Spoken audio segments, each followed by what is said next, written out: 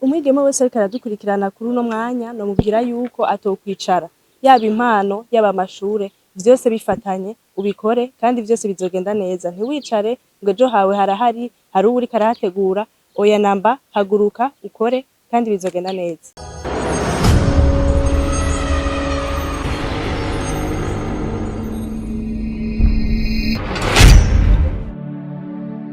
Murakoze cane, ku mazina yanje nitwa Nishimwe Alida, nkaba ndi umurundikazi w'imyaka 19, mu mwaka wa 2025 nkaba naratowe nka Miss TFL Globe 2025, nkaba mvuye mu gihugu ca Kenya muri competition internationale ya Miss Teenage Africa.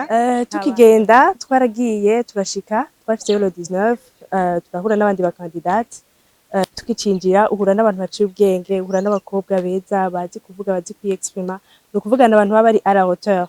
Natwe turashika nkuko mubibona, turashobora kugira ibibakwe, turaronka titre ya deuxième dauphine. Nobabwira yuko mu ncamake ntivyari vyoroshe kugira dushobore kuronka iyi titre. Ni ibintu biba bigoye cane kuko baba bashaka umuntu aba ari professionnel, umuntu azi kuratira igihugu ciwe vy'ukuri, akavuga ati mbega mu Burundi, Uburundi ni iki, dufise iki, twiratira iki, mbega ugiye gurepresenter igihugu ugirepresenta gute.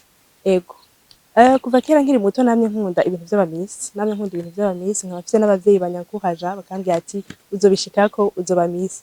No kuvuga nabitanguye kuva kera nkiri umwana, ndaba umumanika, hama muri 2025 ndaja muri competition Miss TFL, ca ndatorwa nka Miss TFL Globe 2025. Igihugu c'u Burundi ubwa mbere na mbere nobashimira cane kuko baradushigikiye, baratubaye hafi, baba badufashije personnellement canke officiellement, ndabakengurukiye cane. Hama nobatumirira kuza barashigikira abigeme bose bakiri bato baja muri mwe nano mahiganwa, kuko biratuma igihugu cacu tuzoshobora kuzoshika kuri yambona kazoza y'ibihumbi 2040, ibihumbi 2060. Umugambi wanje witwa Grandir avec dignité, nuwo gufasha abana badashobora kuja kw'ishure kubera uburyo, abana barwaye ingwara kanaka kubera uburyo badashobora kwivuza, kubarondera aho bari, aho twebwe tutababona, kubabera ijwi, kubavugira kugira ngo nabo nyene bashobore gufashwa, kuko umwana akiri muto ntushobora kumenya ngo azovamwo iki. Nibo Burundi bw'ejo, ni kubarondera, tukarondera n'ababafasha, tukabafasha émotionnellement et psychologiquement kugira ngo abo bana nabo bashobore kugira akazoza keza. Ikitubera intambamyi novuga yuko ni ugukorana n'ama ONG, kubera baba bafise ama projet batanga ku mwaka, nibaza yuko boza baravaloriza cane abantu baba basanzwe bafise ayo ma projet, ariko nibaza yuko mu mwaka uza bizogenda neza.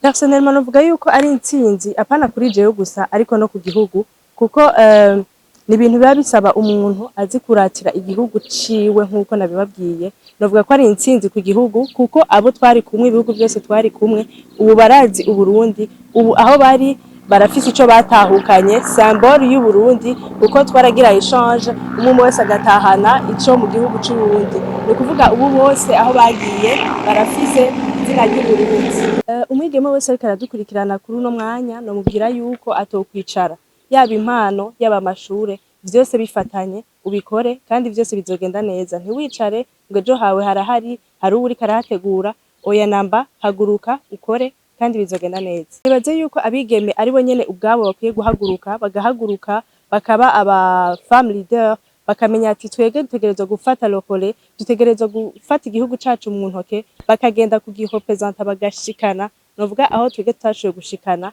bagatahukana iryo kamba rya Miss Teenage Africa 2026. Ikibanza twaronse ni titre ya deuxième dauphine, ni ikibanza gishimishije cane nkuko nabibabwiye, twe turi kumwe n'ibindi bihugu vyinshi, kubona twarashoboye kugira iryo bakwe tugatorwa muri batatu ba mbere, ni iteka ridasanzwe ku gihugu cacu. Rero novuga yuko ni opportunité yasanzwe kuko bazohora badutumira, nk'uwatowe ari uwo muri Ghana n'uwo muri Congo. Novuga yuko ari opportunité nziza yuko uzoja muri ivyo bihugu, que ce soit mu ma conférence canke mu yandi ma activité ou bien mu ma compétition yandi, bica biba beaucoup plus facile kuri visibilité y'igihugu cacu. Mbere na mbere novuga ndashimiye umurundi cyangwa umurundikazi wese ahari yashoboye gufata akanya akantora. Nibaza yuko abenshi muri mwebwe mwarabibonye yuko amavote yariko arabera en ligne, abarundi baragerageje. Nobabwira ati mwarakoze cane, muze mwamanuye umutima, ubwo bumwe nyene dushigikirana kandi bizogenda neza.